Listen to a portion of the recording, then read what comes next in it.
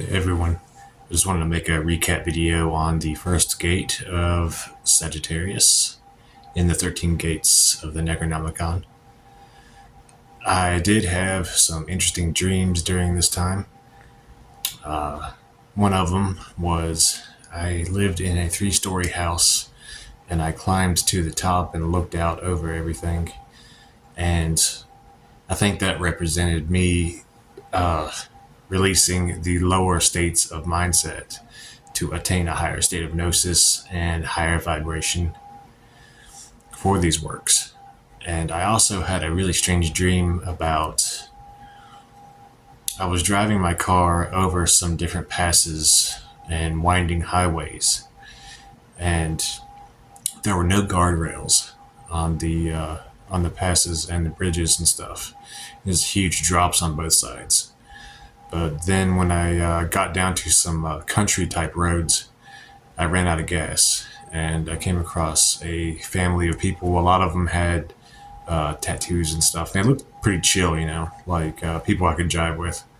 And I asked them to give me a ride to the store to get gas. And I got in their car and they passed the gas station and they told me that I should not have trusted them. We ended up in a cabin and they had all these torture devices that were associated with fire, and they were legit using wood burning tools as torture devices.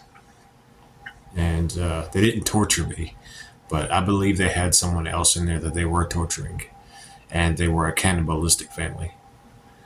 And I escaped that place, and that was a really creepy dream. And for some reason, I came across a woman who was raking leaves at night, and she was trying to tell me how to survive in that realm. And it was pretty creepy because then I woke up. That was the night that I actually opened the gate before I went to sleep.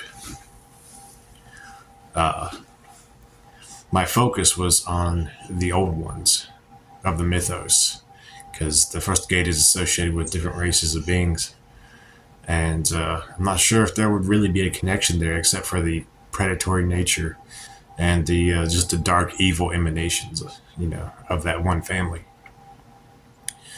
I also, around that time, had a dream about a ancient city that was made out of some type of, I don't know if it was granite or marble or what, but everything was gray.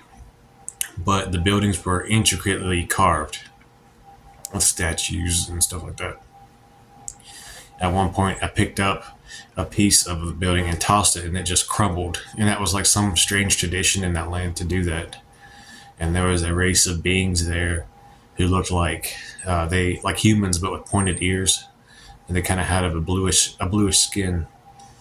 And one of them was I guess a shaman, and she was pretty tall. She had like amber colored eyes. But yeah, that's what I remember about the dreams that I've had around the time of the first gate. This is the gate that I used to find out the 5 vampire spirits under Lilith.